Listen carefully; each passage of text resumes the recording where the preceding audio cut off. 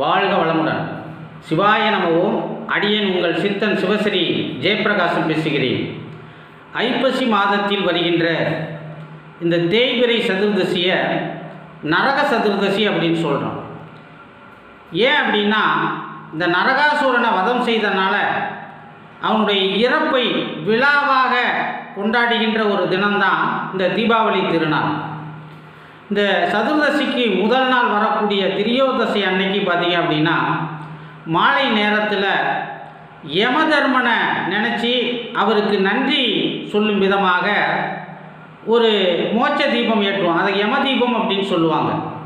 இந்த யம தீபத்தை பார்த்தீங்க அப்படின்னா கோதுமை மாவில் ஏற்றுறது நல்லது.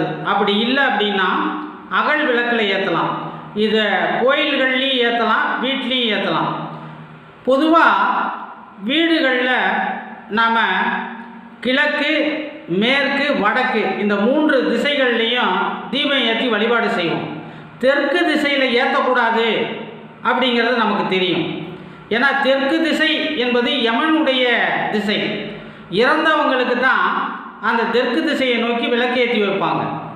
அப்படி இருக்கும் பொழுது இந்த திரையோதசி அன்னைக்கு யமதீப வழிபாடு நம்ம செய்யும் பொழுது அந்த யமபுரி தெற்கு திசையில் இருக்கிறனால அந்த தெற்கை நோக்கி தீபம் ஏற்றி வழிபாடு செய்கிறது.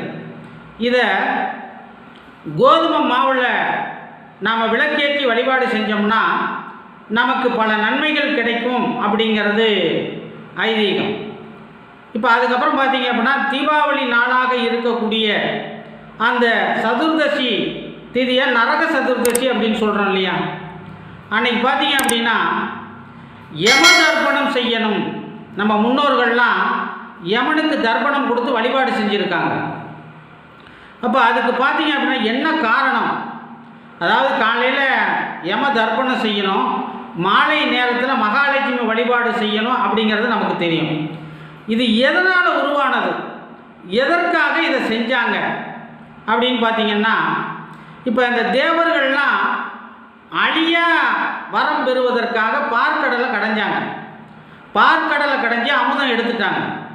அமுதம் எடுத்துட்டு இந்த அசுரர்களை ஏமாத்துறதுக்காக இந்த தேவர்கள் மட்டுமே இந்த அமுதத்தை சாப்பிட்டு சாகா வரம் பெறணும் அப்படிங்கிறதுக்காக இந்த காக்கும் கடவுளான மகாவிஷ்ணு மோகினி அவதாரம் எடுத்து இந்த அசுரர்களை எல்லாம் ஏமாற்றிட்டு இந்த தேவர்களுக்கு கொடுத்துருவார். இதை அவங்க தெரிஞ்சுக்கிட்டு இந்த மகாவிஷ்ணுவை எப்படியாவது நம்ம பழி வாங்கிடணும் அப்படின்னு சொல்லிட்டு மகாலட்சுமியை சிறை பிடிச்சிடலாம் அப்படின்னு சொல்லி ஒரு திட்டம் போடுறாங்க. இதை பார்த்தீங்க அப்படின்னா இந்த யமன் தெரிஞ்சுக்கிறார். அவங்க போடுற திட்டத்தை இவர் தெரிஞ்சுக்கிட்டு உடனே மகாலட்சுமி கிட்ட போய் இது மாதிரி ஒரு சம்பவம் நடக்க போகுது, நீங்கள் உங்களை காப்பாற்றிங்க அப்படின்னு அவர் சொல்லிடுறார். இது கேள்விப்பட்ட உடனே இந்த மகாலட்சுமி அம்மா என்ன பண்ணுறாங்க அப்படின்னா, அதாவது விளக்கில் இருக்கக்கூடிய எண்ணெயில் போய் ஒளிஞ்சிக்கிறாங்க. அதுக்கப்புறம் அந்த அசுரர்கள் எல்லாம் சண்டை போட்டு அவங்கள அழிச்சிட்டு மகாவிஷ்ணு மறுபடி இந்த எண்ணெயில் இருக்கக்கூடிய மகாலட்சுமியை வெளியே வர சொல்லி அவரை திருமணம் பண்ணிக்கிறார். அப்போ அந்த திரு கல்யாணத்தை பக்கத்திலேயே இருந்து யமன் பார்க்குறார். இதை பார்த்தனால அன்னை லட்சுமி என்ன பண்ணுறாங்க, இந்த தீபாவளி அன்னைக்கு, அதாவது நரக சதுர்தசி அன்னைக்கு உன்னைய யார் வழிபாடு பண்ணுறாங்களோ அவங்களுக்கு செல்வ வளம் கிடைக்கும் அப்படின்னு சொல்லிடுறாங்க. அப்போ தீபாவளி அன்னைக்கு யம தர்ப்பணம்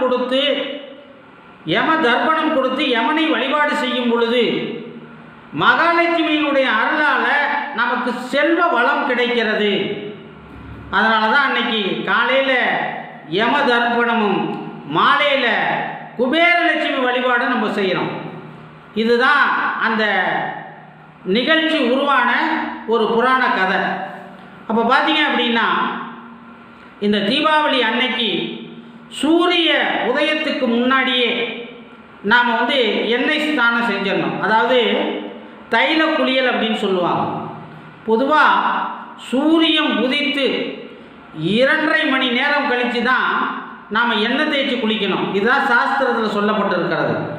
ஆனால் தீபாவளிக்கு மட்டும் சூரிய உதயத்துக்கு முன்னாடியே எழுந்து, அதாவது பிரம்ம முகூர்த்தம்னு சொல்லுவாங்க இல்லையா, அந்த நேரத்தில் எழுந்திருச்சு நாம் வெந்நீர் வச்சு அந்த தைல ஸ்நானம் அப்படின்னு சொல்லுவாங்க, அதாவது எண்ணெய் குளியல், எண்ணெய் நம்ம உடம்பு பூரா பூசிக்கிட்டு இந்த வெந்நீரில் அரப்பு தேய்ச்சி குளிச்சிட்டோம் அப்படின்னு சொன்னால் நமக்கு இந்த மகாலட்சுமியினுடைய அருள் பரிபூர்ணமாக கிடைக்கும்.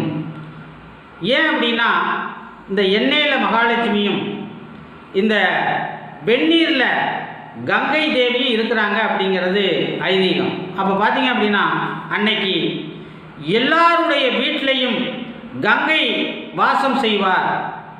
காசிக்கு போங்க, கங்கை நதியில் குளிங்க, உங்களுடைய பாவங்கள்லாம் போகும் அப்படின்னு சொல்லியிருக்காங்க. எல்லாராலையும் காசிக்கு போய் கங்கையில் குளிக்க முடியாது. அப்போ கங்காதேவியே இந்த தீபாவளி அன்னைக்கு நம்ம வீட்டில் இருக்கக்கூடிய ஒரு கிளாஸில் கொஞ்சம் தண்ணி இருந்தால் கூட அந்த விடிய கால நேரத்தில் அந்த நீரிலையும் கங்கை வாசம் செய்கிறது. அப்போ எல்லாருமே அந்த தீபாவளி அன்னைக்கு கங்கையில் குளித்த பலன் கிடைக்கும். அதனால தான் கங்கா ஸ்நானம் ஆச்சா அப்படின்னு சொல்லி பெரியவங்க சொல்லுவாங்க. அதே மாதிரி பார்த்தீங்க அப்படின்னா இந்த தீபாவளி அன்னைக்கு இந்து மதத்தில் முன்னோர்கள் வழிபாடு இருக்குது. அப்போ அந்த முன்னோர், நம்ம வம்சாவளியில் இறந்த முன்னோர்களுடைய ஆன்மாக்களை நினச்சி அவங்களெலாம் வந்து மோட்சமடையணும் அப்படின்னு சொல்லி அவங்கள நம்ம வழிபாடு, புத்தாடைகள்லாம் வச்சு வழிபாடு பண்ணுறோம். மறுநாள் அமாவாசை வருது. அந்த அமாவாசை திதியில் இந்த நம்மளுடைய இறந்த முன்னோர்களுக்கு தர்ப்பணம் கொடுக்கலாம். அப்போ பார்த்தீங்க அப்படின்னா தீபாவளி அன்னைக்கு யம தர்ப்பணம் கொடுத்தால் நமக்கு செல்வ வளம் கிடைக்கும் அப்படிங்கிறது ஐதீகம். வாழ்க வளமுடன். எல்லோருக்கும் என்னுடைய இனிய தீபாவளி நல்வாழ்த்துக்கள். வாழ்க வளமுடன். ஓம் நற்பவி. என்னுடைய வீடியோ உங்களுக்கு பிடிச்சிருந்தது அப்படின்னா லைக் பண்ணுங்கள், ஷேர் பண்ணுங்கள். மறக்காமல் சிவஸ்ரீ பாலா அப்படிங்கிற என்னுடைய யூடியூப் சேனலை சப்ஸ்கிரைப் பண்ணுங்கள். வாழ்க வளமுடன்.